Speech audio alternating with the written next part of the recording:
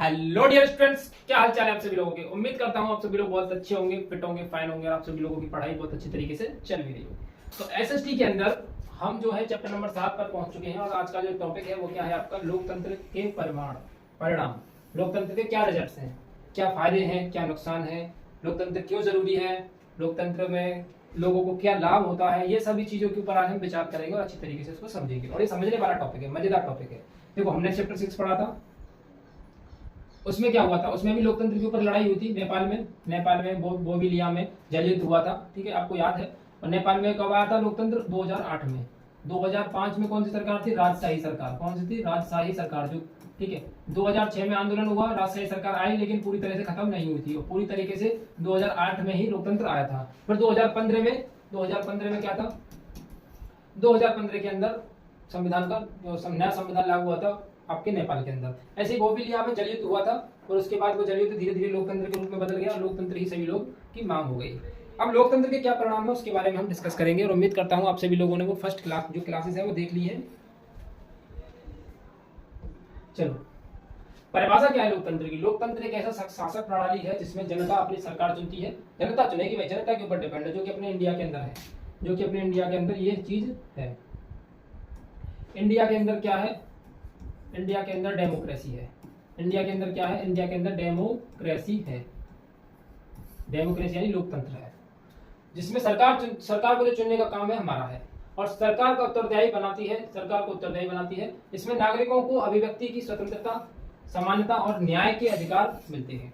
महत्व क्या है इसका? लोकतंत्र लोगों को अपनी आवाज उठाने का, अपनी बात कहने का, अपना समर्थन रखने का, सब चीज के इसमें हमको अधिकार मिलते हैं। सब चीज में हमको अधिकार क्या है? मिलते हैं। चलिए, अगला क्या है? क्या लोकतांत्रिक सरकारें प्रभावी होती हैं? अब टॉपिक है, जैसे क्वेश्चन है, ये टॉपिक नहीं है, क्वेश्चन समझ लो इसको, क्योंकि क्वेश्चन पॉलिटी में से अगर आ सकता है तो कुछ ऐसा भी बन सकता है कि लोकतांत्रिक सरकारें किस प्रकार प्रभावी होती हैं, उसको बारे में लिखिए। ठीक है, ये अच्छा क्वेश्चन है। एक गैर लोकतांत्रिक शासक को विधायिका का सामना नहीं करना पड़ता है। ठीक है, जिसमें लोकतांत्रिक नहीं होता है, जिस शासनकाल में, उसमें विधायिका का सामना नहीं करना पड़ता है, यानी कि वो फिर लोकतंत्र का कोई मतलब ही नहीं है, वो अपने हिसाब से कानून बनाएगा और कहानी खत्म। जिसमें लोकतांत्रिक होता है उसमें विधायिका का सामना करना पड़ता है, क्योंकि अगर कोई कानून पास करना है तो सबसे पहले विधायिका के जो लोग हैं, जो हमारे सदस्य हैं, उनको सहमति होना जरूरी है। उनकी सहमति होती है, यानी लोकसभा की सहमति, फिर राज्यसभा की सहमति, तब जाके कोई जो चीज है, कोई बिल है, वो पास होगा, तब वो कानून बन पाएगा। इस तरीके से। और इसमें जब जो गैर लोकतांत्रिक होता है, जिसमें डेमोक्रेसी नहीं होती है, उसमें ये सब चीज नहीं होती है, जो कानून बना दिया वही फॉलो हो गया। साथ ही उन्हें बहुसंख्यक या अल्पसंख्यक नजरिए का ख्याल नहीं रखना पड़ता है कि ये बहुसंख्यक लोगों के साथ क्या होगा, अल्पसंख्यक लोगों के पास साथ क्या होगा, इस चीज का ख्याल नहीं रखना पड़ता है। यही कारण है कि ये सरकारें कोई भी फैसले जल्दी ले लेती हैं, जल्दी ले लेती हैं। और हमारे यहाँ पर लोकतांत्रिक है तो फैसले लेने में टाइम लगता है, किसी कानून को आने में। कोई पहले वो पूर्ण बहुमत मिलेगी उसको राज्यसभा, फिर लोकसभा के बाद फिर वो कानून तब जाके पारित होगा, तब राष्ट्रपति सिग्नेचर करेंगे, तब वो कानून बनेगा। ये सब चीजें होती है। एक लोकतांत्रिक सरकार अपने फैसले लेने में ज्यादा समय ले सकती है, इसलिए इसे पूरी प्रक्रिया का पालन किया जाता है। इसमें पूरी प्रक्रिया का पालन किया जाता है, इसलिए ज्यादा संभावना होती है कि लोग उसके फैसले को मानेंगे और ज्यादा प्रभावी भी होगा, क्योंकि वो सबका मत होने के बाद ही वो कानून बनता है। अच्छा, ये उत्तरदायी क्यों है?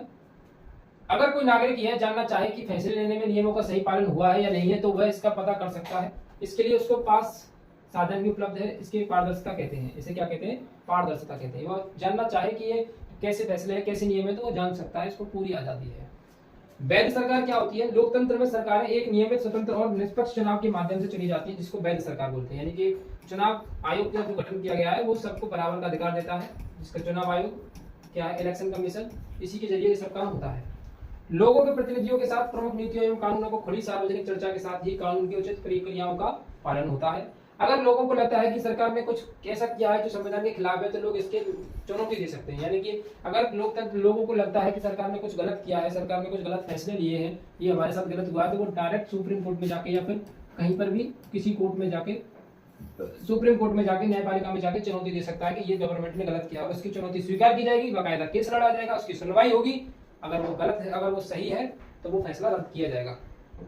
ये है लोकतंत्र। ठीक है, इसमें जनता की आवाज को सुनना सर्वप्रथम है। असमानता क्या है? असमानता और गरीबी में कमी। लोकतांत्रिक राजनीतिक समानता पर आधारित होती है, लोकतांत्रिक राजनीतिक समानता पर आधारित होती है, लेकिन आर्थिक मोर्चे पर असमानता को बढ़ावा देते हैं, बढ़ता हुआ पाते हैं। सामाजिक विविधताओं में सामंजस्य। लोकतंत्र विभिन्न सामाजिक विभाजनों को समायोजित करके अपने नागरिकों को शांतिपूर्ण और सामंजस्यपूर्ण जीवन जीने की मदद करता है। नागरिकों की गरिमा और आजादी। लोकतंत्र व्यक्ति की गरिमा और स्वतंत्रता का सम्मान एवं रक्षा करता है। लोकतंत्र जो है व्यक्ति की गरिमा और उसकी स्वतंत्रता की रक्षा करता है, उसके सम्मान की रक्षा करता है, उसकी रक्षा करता है, सबकी रक्षा करता है लोकतंत्र। उसको अधिकार है उस चीज का। लोकतंत्र की विशेषता है क्वालिटी ऑफ डेमोक्रेसी। क्वालिटी क्या है, इसकी विशेषता क्या है? तो लोकतंत्र में जनता का योगदान होता है, पब्लिक पार्टिसिपेशन। लोकतंत्र में जनता का अपना नेता चुनने और सरकार, ठीक है। दूसरा क्या है? जवाबदेही, अकाउंटेबिलिटी। मतलब सरकार जो है, लोकतंत्र की सरकार जो है वो जनता के प्रति जवाबदेही होगी। जनता उससे कुछ भी पूछ सकती है, उसको जवाब देना पड़ेगा, ठीक है। तो जवाबदेही होती है सरकार। लोकतंत्र में सरकार को जनता के प्रति जवाबदेही बनना होता है। अगर सरकार सही तरीके से काम नहीं करती है तो जनता अगले चुनाव में उसे हटाकर दूसरा प्रतिद्वंदी चुन सकती है। ट्रांसपेरेंसी होती है। लोकतंत्र के सभी निर्णय एकदम खुले में होते हैं, कोई भी पर्दे के पीछे कोई काम नहीं होता है, एकदम सबके सामने एकदम क्लियर होता है, ठीक है। इसको समझो, ये क्या चीज है? लोकतंत्र के बेनिफिट्स, लोकतंत्र के लाभ। सामाजिक और आर्थिक समानता, सोशल एंड इकोनॉमिक इक्वालिटी। लोकतंत्र में सभी नागरिकों को समान अधिकार और अवसर मिलते हैं। सरकार आर्थिक विकास और सामाजिक कल्याण के लिए काम करती है। विचारों की स्वतंत्रता होती है। विचारों की स्वतंत्रता, विचार मतलब अगर मेरे दिमाग में कोई नया विचार आया है तो मैं उसकी स्वतंत्रता कह सकता हूँ कि मेरे दिमाग में क्या विचार है, कहने की आजादी होती है। यानी लोकतंत्र में नागरिकों को अपने विचार स्वतंत्र रूप से रखने की आजादी होती है। मीडिया स्वतंत्र होती है। अगर किसी की मुझे आलोचना करनी है कि ये काम गलत हो रहा है, ये सरकार में ये काम गलत हो रहा है, ऐसा क्यों कर रहे हैं, इससे गवर्नमेंट घाटे में जाएगी, हम लोगों का नुकसान होगा, तो मैं इसको क्लियरिटी से कह सकता हूँ। मुझ पर कोई रोक टेक नहीं है कि तुम्हारी सरकार है तो मुझे तुमसे डरना होगा, ऐसा नहीं है। पूरी आजादी है। और मीडिया तो ये सब काम सबसे ज्यादा करती है। सरकार की आलोचना सबसे ज्यादा कौन करती है? मीडिया। शांति और स्थिरता। लोकतंत्र में सत्ता का परिवर्तन शांतिपूर्वक होता है। यानी कि जब चुनाव आयोग होता है तो आराम से सत्ता का परिवर्तन होता है। ऐसा नहीं है कि दंगे फसाद हो। चुनाव आयोग चुनाव करवाता है, अगर वही सरकार जीत जाती है तो वो वही की वही कंटिन्यू, नहीं तो सत्ता का परिवर्तन होता है। लोकतंत्र की चुनौतियां। अगर ये टॉपिक ही बहुत ज्यादा छोटा सा है, ठीक है। ये टॉपिक ही जो है, यानी जो चैप्टर है आपका बहुत वेरी स्मॉल, छोटा सा टॉपिक है, छोटे से नोट्स हैं इसके। एक बार इसको आप पढ़ लीजिएगा, एकदम क्लियर, सब कुछ क्लियर हो जाएगा। अब लोकतंत्र की चुनौतियां क्या है? सबसे पहले तो इसको भ्रष्टाचार को रोकना, करप्शन। लोकतंत्र में कभी कभी सत्ता का दुरुपयोग किया जाता है जिसमें भ्रष्टाचार का बढ़ता है, जिससे जनता का विश्वास सरकार से उठता है, और वो तो भैया होगा ही होगा। जब करप्शन बढ़ेगा तो जनता का विश्वास सरकार से उठेगा ही उठेगा। धीमी निर्णय प्रक्रिया।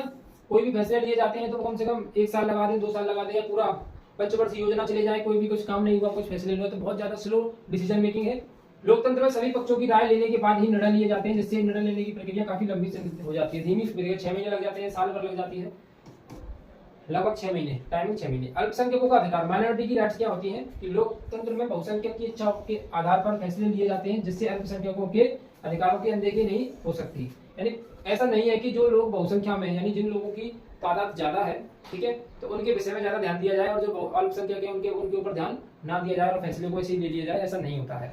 सबकी नजर, सबको देख करके ही फैसले लिए जाते हैं। ऐसा नहीं है कि बहुसंख्यक के बारे में सोच रहे हैं तो अल्पसंख्यक के लोगों को नुकसान हो रहा है, ऐसा बिल्कुल भी नहीं होता है। लोकतंत्र के सामाजिक और आर्थिक परिणाम क्या है? गरीबी का उन्मूलन, पॉवर्टी एलिविएशन। लोकतांत्रिक सरकार में गरीबों को काम कम करने के लिए विभिन्न योजनाएं और कार्यक्रम शुरू करती है। सामाजिक कल्याण और आर्थिक सुधारों में उपयोग किए जाते हैं। काफी सारी ऐसी योजनाएं हैं, और जैसे मोदी जी ने काफी सारी ऐसी योजना चलाई जिससे कि गरीबी कम हो, तो ये सब योजनाएं होती हैं। शिक्षा और स्वास्थ्य के ऊपर ध्यान दिया जाता है, और मानव अधिकारों की रक्षा होती है, प्रोटेक्शन ऑफ ह्यूमन राइट्स तो सबसे ज्यादा जरूरी है। इतना सा टॉपिक है और इससे ज्यादा कुछ नहीं है। अच्छा, अब क्या है लोकतंत्र का भविष्य? लोकतंत्र का भविष्य क्या है? संभावित सुधार और सुझाव। शासन में सुधार, शासन प्रणाली को पारदर्शी और जवाबदेह बनाने के लिए सुधार किए जा सकते हैं। शिक्षा का प्रसार होना चाहिए। भ्रष्टाचार का उन्मूलन, सबसे ज्यादा इंपोर्टेंट तो यही है कि भ्रष्टाचार खत्म होना चाहिए, जो कि पॉसिबल नहीं हो पाएगा लॉजिकली। ये इसका क्विक रिवीजन है, क्या हमने क्या क्या पढ़ा, क्या क्या हमने समझा, जितना सा टॉपिक था ये। किसी को कोई डाउट, कोई क्वेरी हो तो पूछ सकता है। और ये आपकी मेरे हिसाब से शायद इतना ही है। पॉलिटी के अंदर अगर कुछ होगा देख लेंगे, नहीं आपकी पॉलिटी एंड हो चुकी है। अब हम पढ़ेंगे शायद, या तो पढ़ेंगे ज्योग्राफी को यानी कि भूगोल को, या फिर पढ़ेंगे अर्थशास्त्र को। यहाँ तक हम पूरा कंप्लीट कर चुके हैं। सभी पीडीएफ आपको टेलीग्राम चैनल पर जाके मिलेंगी। यहाँ पर कुछ नहीं मिल पाएगा व्हाट्सएप पर, व्हाट्सएप चैनल पर नहीं मिल पाएगा। व्हाट्सएप पर ओनली आपको नोटिफिकेशंस मिलेंगे कि कौन सी चीज की क्या क्या कब हो रहा है। जैसे कि आपको मैं बताऊं तो 1 सितंबर से आपका जो है रिवीजन चालू हो रहा है। 8 बजे शाम को डेली लाइव क्लास होगी मैथ्स की। क्लास 10th मैथ्स की डेली लाइव क्लास होगी, तो उसको ज्वाइन कीजिएगा, सभी लोग रिवीजन कीजिएगा। फ्री ऑफ कॉस्ट है, कुछ भी पेड वगैरह कुछ नहीं है, आओ रिवीजन करो, मौज लो और जाओ, बस इतना करना है। चलिए तो मिलते हैं अगली क्लास में, अगली वीडियो में, तब तक के लिए धन्यवाद।